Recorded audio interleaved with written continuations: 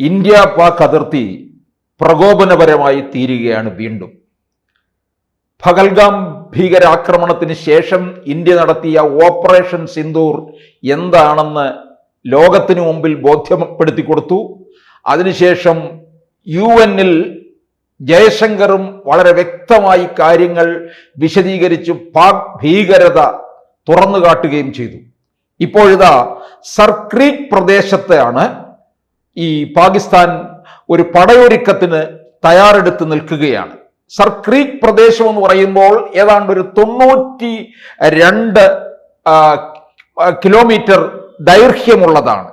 അതായത് ഇന്ത്യക്കും പാകിസ്ഥാനും ഇടയിലുള്ള അതിർത്തിയിലുള്ള സിന്ധു നദീതടത്തിലെ ജനവാസമില്ലാത്ത ഈ ചതുപ്പ് നിലങ്ങളിൽ 96 കിലോമീറ്റർ നീളമുള്ള ഒരു വേലിയേറ്റ അഴിമുഖമാണ്. ഈ അരുവി അറബിക്കടലിലേക്ക് ഒഴുകുകയും ഇന്ത്യയിലെ ഗുജറാത്ത് സംസ്ഥാനത്തെ പാകിസ്ഥാനിലെ സിന്ധ് പ്രവിശ്യയിൽ നിന്ന് വേർതിരിക്കുകയും ചെയ്യുന്നു. ദീർഘകാലമായി നിലനിൽക്കുന്ന ഇന്ത്യ പാകിസ്ഥാൻ സർക്രീക്ക് അതിർത്തി തർക്കം ഈ സർക്രീക്കിന്റെ വായിൽ നിന്ന് സർക്രീക്കിന്റെ മുകൾ ഭാഗത്തേക്കും സർക്രീക്കിന്റെ മുകളിൽ നിന്ന് കിഴക്കോട്ട് വെസ്റ്റേൺ ടെർമിനസിൽ നിയുക്തമാക്കിയ രേഖയിലെ ഒരു ബിന്ദുവിലേക്കുമുള്ള അതിർത്തി നിർണയത്തിൽ നിന്നാണ് ഉടലെടുത്തിട്ടുള്ളത്. ഇത് വളരെ പാകിസ്ഥാൻ ചില കാര്യങ്ങൾക്ക് തന്ത്രപൂർവ്വം ഈ വഴി ഉപയോഗിക്കാറുണ്ട്. അതായത് ഇന്ത്യയിൽ മുംബൈയിൽ നടന്ന ഭീകരാക്രമണത്തിൽ ഇതുവഴിയുള്ള ചില നുഴഞ്ഞുകയറ്റം നടന്നിട്ടുണ്ട് എന്ന് പറയുന്നുണ്ട്. ഇതിന് ഇത്തരത്തിലുള്ള പടയൊരുക്കം നടത്തുമ്പോഴാണ് രാജ്നാഥ് സിംഗ് കൃത്യമായിട്ട് ഗുജറാത്തിലെ കച്ചിൽ നിന്നുകൊണ്ട് അദ്ദേഹം പറയുന്നുണ്ട്, കൃത്യമായിട്ട് പാകിസ്ഥാൻ സൂക്ഷിച്ചില്ലെങ്കിൽ പാകിസ്ഥാന്റെ ഭൂമിശാസ്ത്രം തന്നെ ഞങ്ങൾ മാറ്റിയെടുക്കും. സർക്രീക്കിൽ നിന്ന് ഈ കറാച്ചിയിലേക്ക് എത്താൻ 200 കിലോമീറ്റർ മാത്രമേ ഉള്ളൂ. 96 കിലോമീറ്റർ നീളമുള്ള ഈ അഴിമുഖത്ത് ഏതെങ്കിലും പ്രകോപനപരമായ പ്രശ്നം ഉണ്ടാക്കി കഴിഞ്ഞാൽ കറാച്ചിയിലേക്ക് 200 കിലോമീറ്റർ ഉള്ളൂ എന്നോർക്കണം. കറാച്ചിയിലേക്ക് 200 കിലോമീറ്റർ എന്ന് പറഞ്ഞാൽ പാകിസ്ഥാന്റെ ഹൃദയമാണ്. ഇതിന്റെ ഭൂമിശാസ്ത്രം ഞങ്ങൾ മാറ്റും. ഭൂമിശാസ്ത്രം മാറ്റുക എന്ന് പറഞ്ഞാൽ ഒരു യുദ്ധത്തിൽ അല്ലെങ്കിൽ ഏതെങ്കിലും തരത്തിൽ അറ്റാക്ക് ചെയ്ത് കഴിഞ്ഞാൽ അവിടെ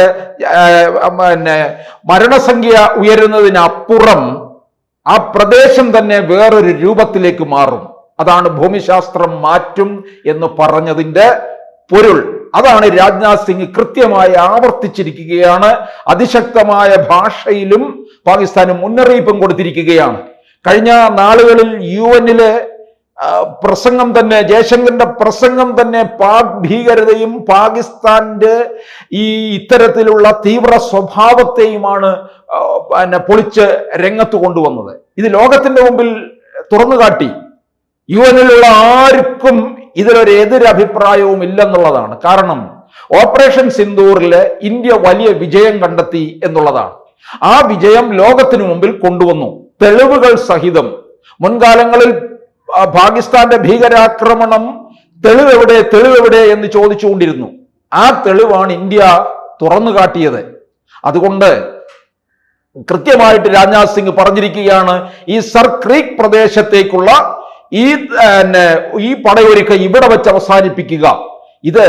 ഇവിടെ ഈ എണ്ണ പ്രകൃതിവാതക ശേഖരമുള്ള ഒരു മേഖല കൂടിയാണ്. ഇതിന്റെ കാര്യത്തിൽ വലിയ തർക്കം തന്നെ നടന്നുകൊണ്ടിരിക്കുകയാണ്. അപ്പോൾ ഈ കച്ച് മേഖലയ്ക്ക് സമീപമുള്ള പ്രദേശമാണ്. 96 കിലോമീറ്റർ നീളമുള്ള അഴിമുഖമാണ്. അപ്പൊ ക്രീക്കിലൂടെ കറാച്ചിയിലേക്ക് പോകാൻ ഒരു വഴിയുണ്ട് എന്നുകൂടി മറക്കരുത് എന്നാണ് രാജ്നാഥ് സിംഗ് കൂട്ടിച്ചേർത്തിരിക്കുന്നത്. അപ്പോൾ ചരിത്രവും ഭൂമിശാസ്ത്രവും പോലും ഞങ്ങൾ മാറ്റിയെടുക്കും എന്നാണ് രാജ്നാഥ് സിംഗിന്റെ മുന്നറിയിപ്പ്. വിജയദശമി ദിനത്തിലാണ് അവിടെ ഗുജറാത്തിൽ നടന്ന ഈ സൈനികരുമായിട്ടുള്ള ഒരു പരിപാടിക്കിടെയാണ് അദ്ദേഹം ഇക്കാര്യം സംബോധന ചെയ്ത് പറഞ്ഞത്. അതായത് പാകിസ്ഥാനുള്ള ഒരു വലിയ താക്കീതാണ് കൊടുത്തിരിക്കുന്നത്. അവസാന മുന്നറിയിപ്പ് എന്ന് തന്നെ പറയാം. അതിശക്തമായിട്ടുള്ള ഒരു പടയൊരുക്കമാണ് അവർ അവിടെ നടത്തിക്കൊണ്ടിരുന്നത്. ഈ UN-ലും ഓപ്പറേഷൻ സിന്ദൂറിലും ഒക്കെ നമ്മൾ ലോകത്ത് മുഴുവൻ കാണിച്ചു കൊടുത്തത്, ലോകത്ത് എവിടെ ഭീകരാക്രമണം ഉണ്ടോ ആ ഭീകരാക്രമണത്തിൻ്റെയും ഒക്കെ അതിൻ്റെ പിന്നിൽ ഒരു കയ്യൊപ്പുണ്ട്. ആ കയ്യൊപ്പ് പാകിസ്ഥാനാണെന്നുള്ളത് ലോകം പലവട്ടമായിട്ട് മനസ്സിലാക്കിയിരിക്കുകയാണ്. ഇന്ത്യ ഇവരുടെ ഭീകരാക്രമണത്തിന്റെ പല മുഖങ്ങളും കണ്ടിട്ടുണ്ട്. അതിലെ ഒരു മുഖമാണ് നമ്മൾ ഏറ്റവും അവസാനം കണ്ട പഹൽഗാമിൽ കണ്ടത്. അതിനാണ് ഇന്ത്യ 22 ദിവസം കഴിഞ്ഞപ്പോൾ 22 മിനിറ്റ് കൊണ്ട് തീർത്തു കൊടുത്തു. അത് പാകിസ്ഥാന് താങ്ങാൻ കഴിയുന്നില്ല എന്നുള്ളതാണ്. നോക്കണം, ഒരു രാജ്യം അവിടെ പ്രധാനമന്ത്രിയും പ്രസിഡന്റും ഒക്കെ ഉണ്ടെങ്കിലും അവിടെ ഭരിക്കുന്നത് സൈന്യമാണ്. ഈ സൈന്യം പിന്നീട് പ്രധാനമന്ത്രിമാരെയും പ്രസിഡന്റുമാരെയും ഒക്കെ തന്നെ അവരെ ജീവിക്കാൻ അനുവദിക്കുന്നില്ല. അവരെ കൽത്തുറുങ്കിലോ അല്ലെങ്കിൽ കഴിവുമരത്തിലോ ആയിരിക്കും പറഞ്ഞു വിടുക. ഇമ്രാൻഖാൻ ഇപ്പോൾ എവിടെ കിടക്കുന്നു? ജയിലില്. പല പ്രധാനമന്ത്രിമാരും തൂക്കിലേറിയിട്ടില്ലേ? അപ്പോൾ പാകിസ്ഥാന്റെ ചിത്രമെന്ന് പറയുന്നത് വേറൊരു തരത്തിലാണ്. അവരുടെ ധനസ്രോതസ് മുഴുവൻ ഉപയോഗിക്കുന്ന എന്തിനു വേണ്ടിയാണ്? ഭീകരതയെ വളർത്താൻ വേണ്ടി, ഭീകരാക്രമണത്തിന് വേണ്ടി. ഒരു രാജ്യത്തിൻ്റെ ധനവിനിയോഗം എന്ന് പറയുന്നത് അത് ആരോഗ്യം, വിദ്യാഭ്യാസം, രാജ്യത്തെ ജനങ്ങളുടെ ക്ഷേമം, ഇതിനു വേണ്ടിയാണ് ഉപയോഗിക്കുന്നത്.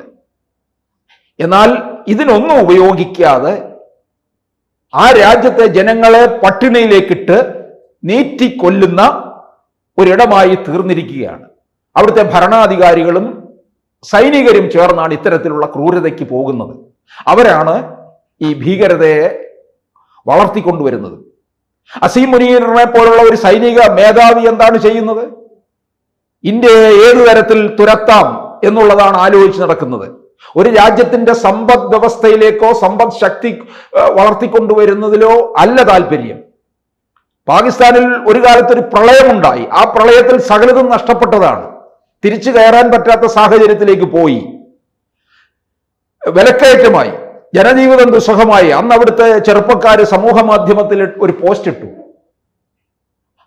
നമ്മുടെ അയൽ രാജ്യമായ ഇന്ത്യയിലെ പ്രധാനമന്ത്രി നരേന്ദ്രമോദി ഞങ്ങളെ രക്ഷപ്പെടുത്തു എന്ന് പറഞ്ഞുകൊണ്ടാണ്. അപ്പോൾ ഇന്ത്യയുടെ ഭരണം, ഇന്ത്യയുടെ സമ്പദ് വ്യവസ്ഥ, ഇന്ത്യയിലെ ജീവിതം എങ്ങനെയാണെന്ന് ആ ചെറുപ്പക്കാർ മനസ്സിലാക്കി. അതുകൊണ്ടാണ് അവർ അത്തരത്തിലുള്ള സമൂഹ മാധ്യമത്തിൽ ഒരു പോസ്റ്റ് തന്നെ ഇട്ടത്. ഓപ്പറേഷൻ സിന്ദൂറിന്റെ സമയത്ത് നമ്മൾ കണ്ടല്ലോ അവിടുത്തെ ഒരു MP പാർലമെന്റിൽ പറയുന്നത്, നമ്മുടെ രാജ്യം ഭീകരതയിലൂടെ മാറിയിരിക്കുകയാണ്, അതിലൂടെ നാശം സംഭവിച്ചുകൊണ്ടിരിക്കുകയാണ്. അതിനെ തടയിടാനെന്നുള്ള മട്ടിലാണ് MP അവിടെ സംസാരിച്ചത്. പക്ഷെ അതൊന്നും അവിടെ ചെവിക്കൊള്ളുന്നില്ല. അതിൻ്റെ ഒക്കെ തന്നെ ദുരന്ത ഫലമാണ് അവരനുഭവിച്ചു കൊണ്ടിരിക്കുന്നത്. ഇവർക്കൊക്കെ തന്നെ ഈ അതിർത്തി പ്രദേശത്ത് കോപ്പ് കൂട്ടുക, അതുപോലെ തന്നെ ഏതെങ്കിലും അവസരം കിട്ടുമ്പോൾ ഭീകരാക്രമണം നടത്തി ഇന്ത്യയെ തകർക്കാമെന്നുള്ള കോപ്പുകൂട്ടലാണ് ചെയ്തുകൊണ്ടിരിക്കുന്നത്. അതൊന്നും തന്നെ വേണ്ട രീതിയിൽ വിലപ്പോകുന്നില്ല എന്നുള്ളതാണ് ഇപ്പോൾ ലോകത്തിന് മുമ്പിൽ തുറന്നു കാട്ടുകയും ചെയ്തു. പ്രധാനമന്ത്രി എവിടെ പോയാലും പറയുന്ന ഒറ്റ കാര്യമേ ഉള്ളൂ, ഭീകരത എവിടെയുണ്ടോ അത് അവസാനിപ്പിക്കണം. ലോകത്ത് എവിടെയുണ്ടെങ്കിലും അത് അവസാനിപ്പിക്കണം. അത് അവസാനിപ്പിക്കുന്നതിന് വേണ്ടി ഭീകരതയ്ക്കെതിരെ നമ്മൾക്ക് ഒന്നിക്കാം എന്നാണ് വിദേശത്ത് പോകുമ്പോൾ അവിടെ പറയുന്നതും. ഏതെങ്കിലും വിദേശത്ത് നിന്ന് ഏതെങ്കിലും ഒരു രാജ്യത്തിന്റെ തലവൻ ഇന്ത്യയിലേക്ക് വരുമ്പോൾ അവരോട് പറയുന്നതും നരേന്ദ്രമോദി ഈ കാര്യം തന്നെയാണ്. അപ്പോൾ രാജ്നാഥ് സിംഗ് വിജയദശമി ദിനത്തിൽ പറഞ്ഞിരിക്കുന്ന ഈ കാര്യം അതിർത്തിയിൽ സ്ഥിതി വഷളാക്കുന്നു എന്നുള്ളത് കൊണ്ട് തന്നെയാണ്. അതായത് സർക്രിക് പ്രദേശത്ത്, വളരെ സെൻസിറ്റീവായിട്ടുള്ള ആ പ്രദേശത്ത് പല രീതിയിൽ അവർ നുഴഞ്ഞു കയറി ഈ പ്രകൃതി വാതക ശേഖരമുള്ള ഈ മേഖല കൈക്കലാക്കുന്നതിന് വേണ്ടി എന്നുള്ള രീതിയിലാണ് പാകിസ്ഥാന്റെ നീക്കം. അതവർക്കുണ്ടാക്കാൻ പോകുന്ന തിരിച്ചടി വലുതാണ്. പാകിസ്ഥാന്റെ ചിത്രം മാറ്റും എന്ന് പറഞ്ഞു കഴിഞ്ഞാൽ, ഈ ചെറിയൊരു ഓപ്പറേഷൻ സിന്ദൂർ എന്ന് പറയുന്ന ഒരു ചെറിയ ഒരു ഇതായിരുന്നു കൊടുത്തത്. അതിനപ്പുറമാണ് എന്ന് ഓർക്കണം. നിങ്ങളുടെ ഭൂമിശാസ്ത്രം മാറ്റും എന്നുള്ളതാണ്. ഇത് അവസാനത്തെ ഒരു മുന്നറിയിപ്പ് കൂടിയായിട്ടാണ് രാജ്നാഥ് സിംഗ് അത് പറഞ്ഞിരിക്കുന്നത്. കൂടുതൽ വാർത്തകളും വിശേഷങ്ങളും നിങ്ങളിലേക്ക് എത്താൻ ABC മലയാളം സബ്സ്ക്രൈബ് ചെയ്യുക. ബെൽബട്ടനും അമർത്തുക.